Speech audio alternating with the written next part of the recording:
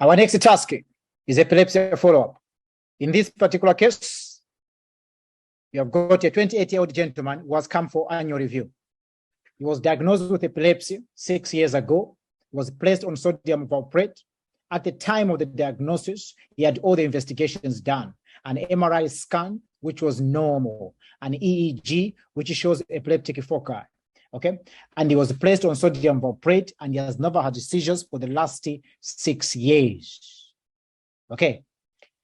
After 3 years of being seizure-free, okay, he was given back his license, his driving license. So his license was withdrawn, and after being 3 years of seizure-free, he was given back the license. And he has had epilepsy for 6 years. So he has been driving for the last 3 years. About a month ago, he stopped taking his sodium valproate because he thought, since he has been seizure-free for a long period of time, it may still be okay for him not to take the sodium valproate medication. Unfortunately, after about a week of stopping taking the medication, he started having seizures. He had 2 episodes of seizures, and then he restarted taking the medications again. And since restarting taking the sodium valproate, he has not had any seizures. So he's here today for a follow-up.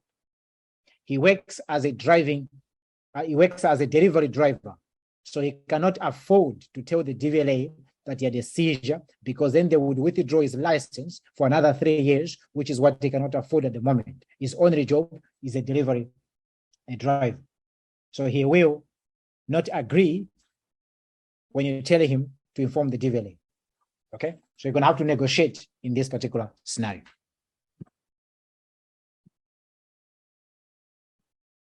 Approach to the task, same as usual. This is a follow-up approach. When you're doing a follow-up, you're going to have to do what? The introduction as usual. Then the thing is going to have to check is to check how the patient is feeling generally. How are you generally? How are you since you were last seen in your annual review? Then you're going to take some history about what? Take the history about if you have had any seizures since they were last seen. Any problems like side effects to the medications and the compliance. Understanding of epilepsy. So the key points in here is what we have already discussed in a follow-up approach. That is, 1, just generally ask somebody, how are you feeling in general? Any problems since you were last seen in your last annual review? And then you ask questions according to the scenario. This is an epilepsy, so you're going to be asking any seizures since you were last seen. Are you taking your medication regularly? The compliance. What medication is he taking? Any side effects to the medication?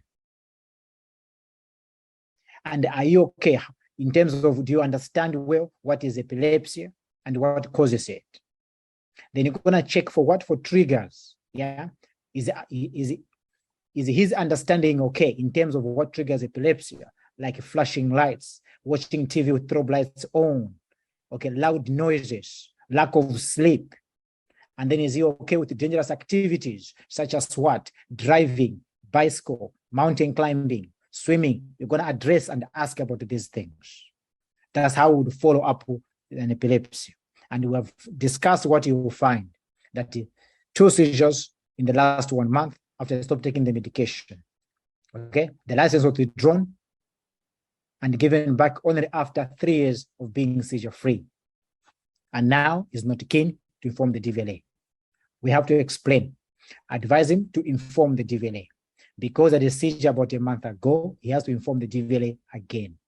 Unfortunately, yes, they may suspend his license until a certain period of time when they can see that does not have seizures anymore, and they may give back his license. At the moment, it's a risk to himself. That break he took from taking antiepileptic medication is a risk that he may develop a seizure in time. Okay, so he has to inform the DVLA by law, because a risk to himself and risk to anybody else on the road. Advise as usual to take the medication regularly. Negotiate until you reach an agreement. And eventually you have to tell him that if you don't inform the DVLA, sometimes medical professionals, we may be forced to inform the DVLA if we feel that your driving does put other people on the road at risk.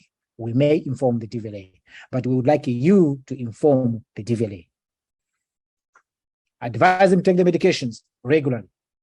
Give information about what to do in case he has got a seizure. I'll give you a leaflet with information on what to do in case of an emergency that you can give to the people you live with, okay? So that when you have a seizure, they should protect your head by putting a what? A cushion or a pillow. Remove dangerous objects, put nothing in the mouth. They should monitor the seizure. If the seizure lasts more than 5 minutes, then they should, of course, call 999.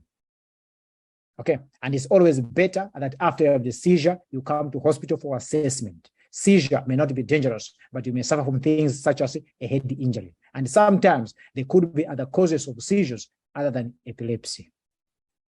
And discussed, explain the safety part. Try to take a shower instead of a bath. Okay, if you're going to be doing swimming, you have to make sure that the lifeguard, they are aware.